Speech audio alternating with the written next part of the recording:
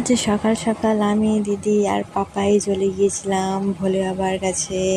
দিদি অনেক দিন ধরেই বলছিল ভোলে বাবার কাছে যাবে, ওখানে গিয়ে পুজো দেবে। শুনেছি এখানটায় এসে যে যা চায় সে নাকি তাই পায়। দিদি কিছু বলেছিল এখানটায়। দিদির মনের ইচ্ছা পূরণ হয়েছে, তাই দিদি এসেছিল এখানে পুজো দিতে।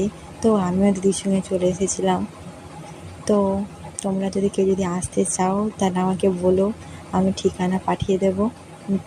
তোমাদের আসলে এখানে ভালো লাগবে। আর দেখে নাও, আমার পাপাই গড় করবে না, ছুটে পালিয়ে গিয়েছে। আমি ওকে ফিরে ডেকে আনছি গড় করানোর জন্য। এবার দেখো কত সুন্দর মাথা ঠেকিয়ে গড় করছে ভোলে বাবার কাছে। দেখে নাও, এখানে বড় বাবাও আছে, শিবও আছে। তোমাদের আসলে খুব ভালো লাগবে। তাহলে আমাকে বলো, আমি ঠিকানা পাঠিয়ে দেবো। তোমাদের আসলে সত্যিই খুব ভালো লাগবে জায়গাটা। আমিও প্রথমে বলেছিলাম আমি আসবো না, এসে আমারও খুব ভালো লেগেছে।